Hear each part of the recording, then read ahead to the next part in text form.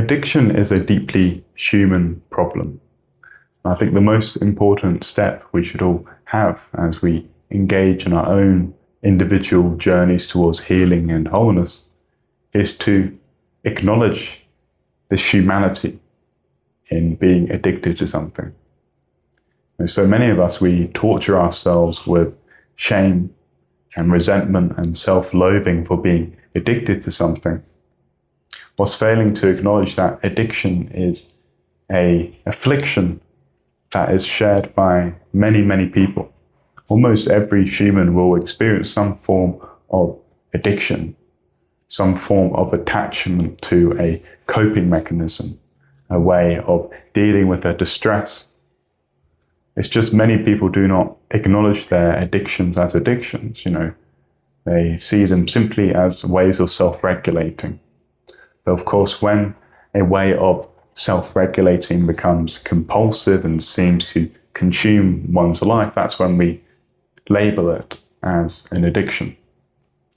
Now, the reason we try to soothe ourselves, the reason we try to regulate ourselves is that we want to remove pain and move more towards pleasure. This is the primordial impulse of life. We seek to move towards those things which nourish us with positive feelings and away from those things that toxify us, And, the addict, they are living according to this primordial, natural impulse, but it's almost been dialed up to the point where their entire life and existence and consciousness is consumed by this pursuit of avoiding discomfort and experiencing pleasurable states. When I was in my process of addiction and the trajectory of my addiction, when I look back at it, it really unraveled itself throughout all my life and then really intensified for a few months where everything else was slightly narrowing on my addiction relationship, my relationship to certain substances. Before the seeds of that pattern of pursuing raw euphoria, those seeds were planted probably in early childhood when I used to eat loads of sweets and play loads of video games and escape through those sorts of stuff. And it's funny, I've been sort of reflecting, doing a bit of own personal introspection on these sorts of things, these roots of our addictions in childhood, and in particular our ways of escapism. I used to do a lot of escapism with video games. They were a source of much delight, much pleasure, much enjoyment in my life. And I used to play them a lot, as a kid. And yeah, I guess that's where the seeds of that impulse is laid. Because when we're addicted to something, it does provide for us a sense of escape, an escape from the burdens of living, the burdens of sobriety, the boredom of existence, when my addiction was most intensified, when I was in my final years of university, when I was addicted to more intense drugs. When I was in that mode of consciousness, ultimately, sobriety became this very dulled state. This state that was empty of any kind of sense of reward or motivation or enjoyment in life. The only time I would experience any sense of sensory enjoyment would be with the assistance of powerful stimulants,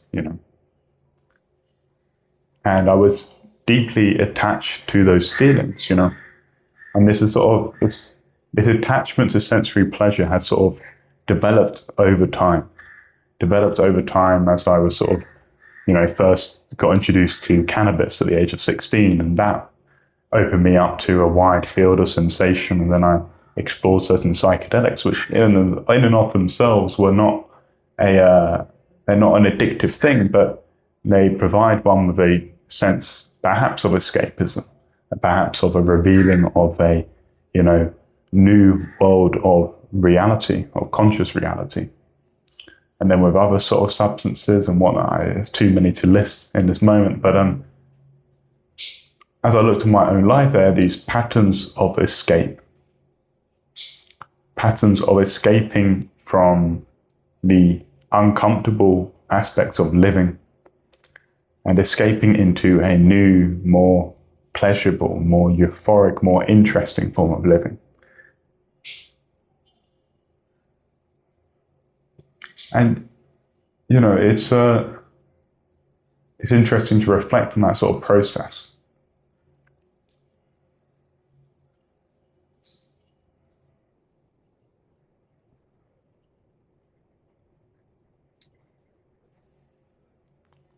And I think one thing that we all should ask ourselves is the simple question of, what are we running away from? What are we seeking to escape and to avoid experiencing? Because for me, for the longest period of time, from my, teenage years to, when I just turned 20 and stuff like that, I suppose part of me was avoiding the boredom and monotony of simple sobriety, simple existence. There was this aching, niggling feeling within myself, this background tension that wanted to enhance every waking experience of life in some form of way. And, in my explorations, in my conscious exploration, I stumbled on certain things that worked for a short while. And they do work for a short while. They provide you the illusion of a solution, this illusion of an enhancement of one's sensory experience. Cannabis can provide you that sort of that's warmth, that interesting flow with reality, this sharp one-pointedness and stuff. Lots of bodily tingles and whatnot. Drugs like cocaine can give you a huge dopaminergic rush that makes you very outward going and very talkative and energized. Ketamine as well can dissociate you into this sort of dreamlike stupor where you're out of your body, out of your mind, and just relishing in reality. They all provide you very interesting states of mind. But the problems arise when we seek to cling at that state of mind, who seek to avoid the inevitable come down. We avoid our baseline sense of feeling, and we become attached to a enhanced state of feeling, to the point where that enhanced state becomes our new normal. And then our previous normal becomes actually a state of depression. This is what happens when you're deeply addicted to something. I'll move this. The lighting's a bit weird. But anyway, I'll just hold it up a bit. But yeah, and I look back on that, all these sort of things which happened, nearly 2 years ago, where I haven't really, taken any sort of substances. I've been residing in sobriety. I don't even drink coffee anymore.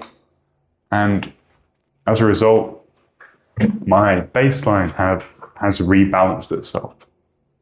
And I experience just a baseline sense of contentment, a baseline sense of peace, Because when we're addicted, if you think of your hedonic or your pleasure pain balance as a form of wave that is going up and down, what we're trying to do in the state of the addiction is we're rising that wave, and we want to keep that wave going all the time.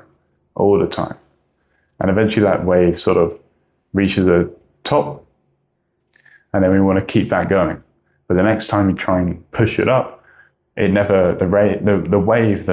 rush of the wave, it doesn't go as high up, If you think about it this way, you're going down here, the first high, it spikes you up like that, and then suddenly you're here and you come down.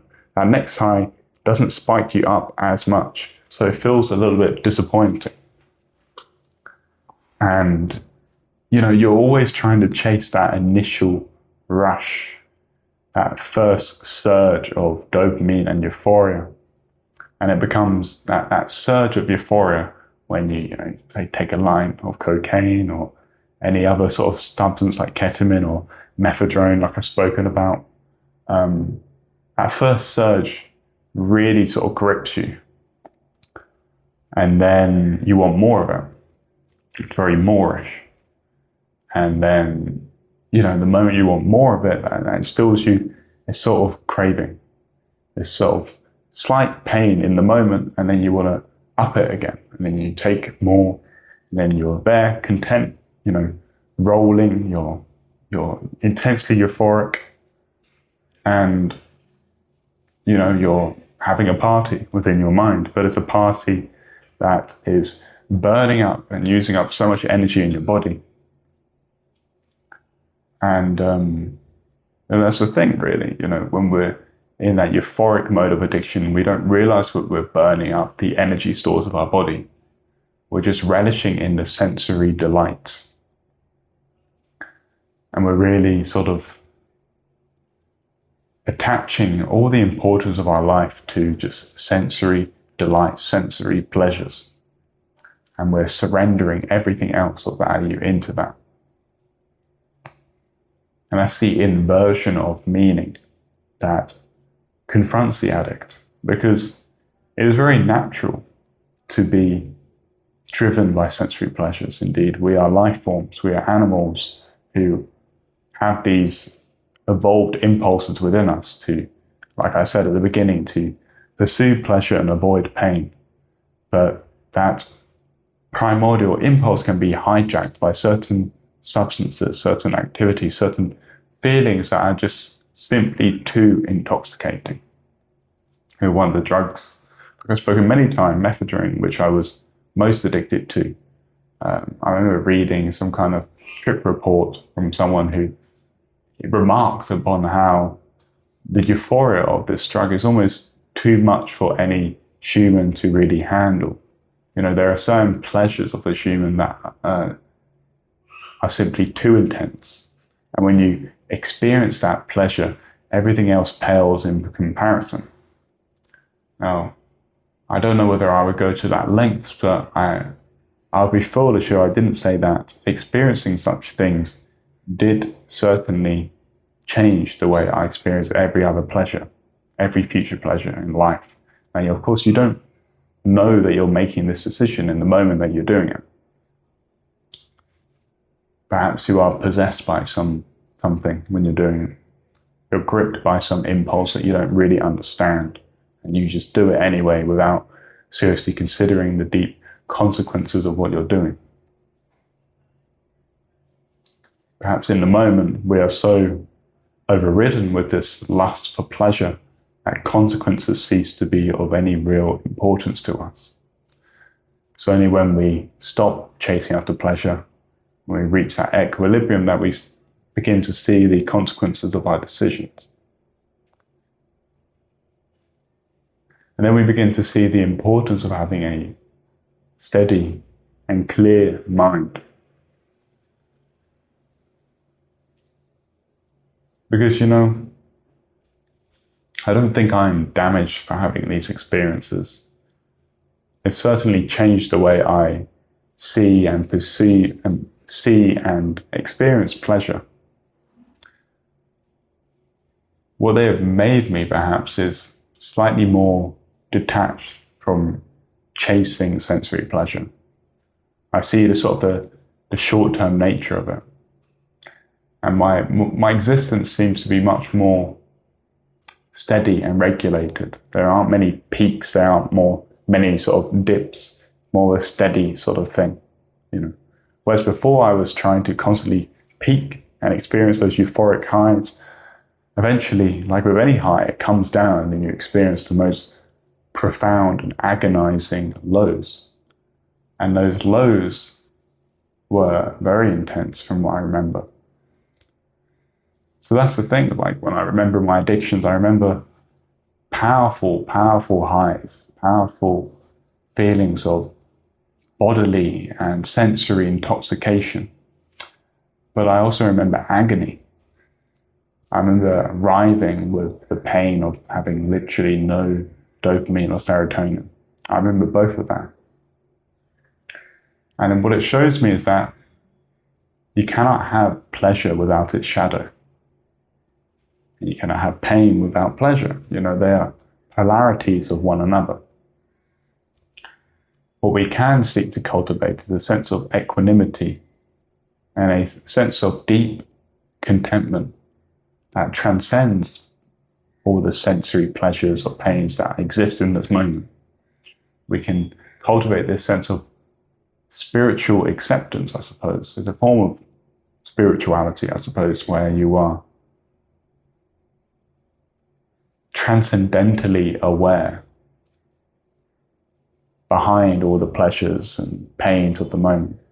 Now, I don't want to lose too many of you here. I don't want to get too abstract. But this has simply been my own personal experience of addiction, particularly from a more spiritual sensitivity. I understand these desires and these feelings and these pains and pleasures as simply certain vibrations that arise within consciousness, these ripples within the lake of our mind. And everything carries a certain vibration. Notice how you may feel in the presence of someone who loves you compared to someone who has spite or jealousy or envy or any kind of negative feeling towards you. It's a distinct difference in the feeling. One is warm, one is sharp and cold.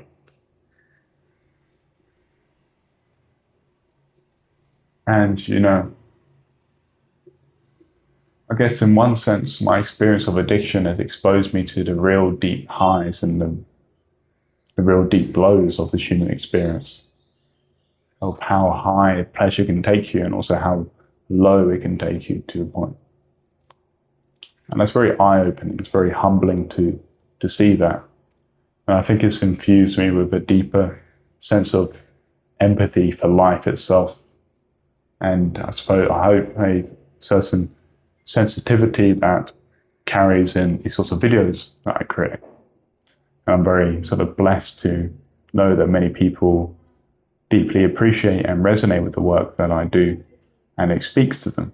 And that's probably the highest thing that I could ever hope to achieve from this sort of work, to speak to the souls of other people and to speak to a part of themselves that we both share. Because like I began with at the very beginning, addiction is one of the most human issues that afflicts us.